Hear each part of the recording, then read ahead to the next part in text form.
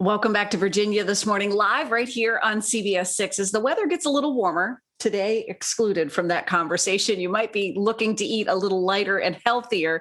Here's a tasty recipe that you can put together in no time flat. If you're looking for a light creation to whip up for lunch or dinner, our next guest has just the recipe for you. Our great friend of the show, Executive Chef Ausar AriAnkh, invites us back into his virtual kitchen as we welcome him back to Virginia This Morning. Chef, you know, one of the things we love about Virginia This Morning is we get to meet really talented people and become friends with them and learn at the same time. Welcome back, sir. Thank you, Bill. Appreciate that. Thank you. So this is a recipe of, when we say chicken salad, you kind of, well, like you always do, you kind of stepped it up a little bit. Tell us what we're going to do today. Okay, we're going to make a chicken Caesar salad, and it's going to be jazzed up and taken up a couple of notches. What we're going to do today is we're going to start off with something called the standard breading procedure. And what that is I have about a 5-ounce chicken breast right here, and I just put some fresh cracked black pepper on it and sea salt. I'm going to dredge it. Dredge it means dip it in flour. So we're doing what I explained, the standard breading procedure. So I'm going to dredge it in flour. So I have it dredged nicely in the flour, and I'll shake off the excess. So you see it looks nice and dusted like that. Then I'm going to put it in an egg wash mixture. So I have it in some egg wash, dance it around in there. And then lastly, I'm going to put it in a blend of panko breadcrumbs mixed with some shaved Parmesan cheese and parsley. So you see I have it in a nice little pan. So it gives me some surface area to work with so I could press those breadcrumbs on the chicken nicely so it can get coated on there nice and thick. So notice you are patting it down there to kind of push those breadcrumbs in a little bit. There you go. You want to push them in there so you can get that nice crumb on there, and that's going to give you the nice crispiness you're looking for. So there you go. When it's all said and done, it's going to look nice and breaded up like that. So now I have some vegetable oil in here that I'm going to go ahead and drop it in there. Cook that. And you got a hot skillet. Yeah, there we go. It's not too hot. It's hot enough, but not too hot. So while that is cooking, it's going to take about maybe 3.5 minutes to cook. What we're going to do now is we're going to work on making the Caesar dressing. So what I have here is I have a pan, and I have some anchovies that I pretty much minced up finely with some garlic and some salt, and I use my knife to mash it down to make it into a paste. What I'm going to do Chef, now, let me ask you a question here before you go any further. You have anchovies in there. Yes. Not a big fan of hairy fish. Well, with the Caesar dressing, it gives you a slight undertone of it. It's nothing that you taste really strong or prevalent in the dressing. So you could always omit it if you're not, but it's in the traditional one. So here we have some egg yolks right here that we're going to go ahead and add in there. So we got the yolks in there, and I'm going to go ahead and whisk that together with the anchovies.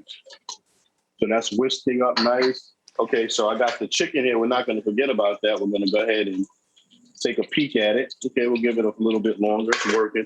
Okay, so we're whisking that up. I'm going to go ahead and add some lemon juice to that. Now, what we're doing here is we're creating something called an emulsion.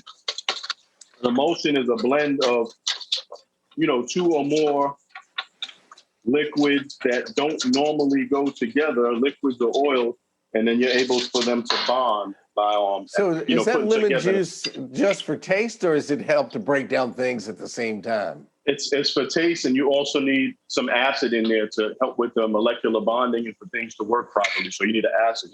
I got some Dijon mustard that I'm going to put in there, about a teaspoon of that, and that's going to help with the bonding as well.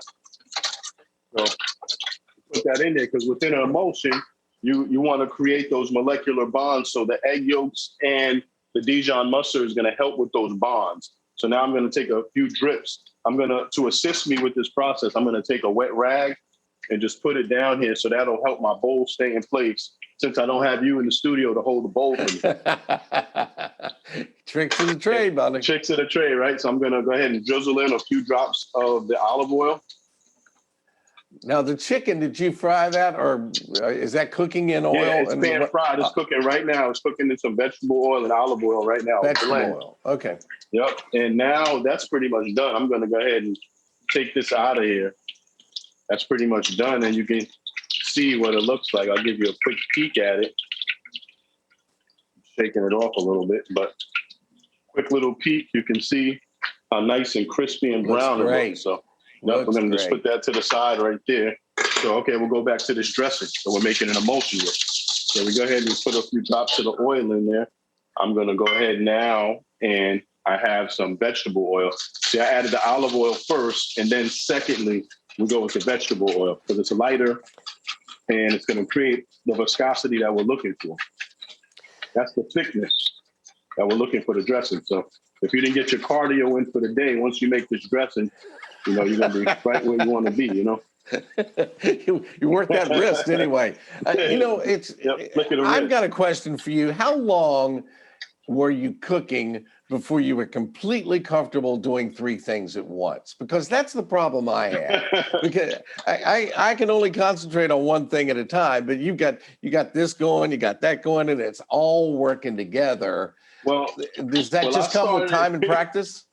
It comes with time and practice, Bill, but I started really young. I started cooking at 6, and I'm also the youngest. I'm also the youngest of 6 children. So being I'm the youngest, my older siblings was always telling me to do this, do that. My brother, go make me a peanut butter and jelly sandwich. Go get me something to drink. Go upstairs, clean the dishes. So I always had to be that one that had to have the ability to multitask. Yeah. So that whipped up beautifully right there. I'm going to go ahead now, and I'm going to add some parsley to that. Beautiful right there. I'm going to go ahead and put some salt and some sea salt and some fresh cracked black pepper. And then I'm going to put some Parmesan cheese. More Parmesan, because there was Parmesan in the breading as well. Yeah. Yes, sir. So now look at that. We have a beautiful dressing. You see how that emulsion all came together? It's beautiful. Done. Okay. So now we get to wrap it all up and let it see it all come on together.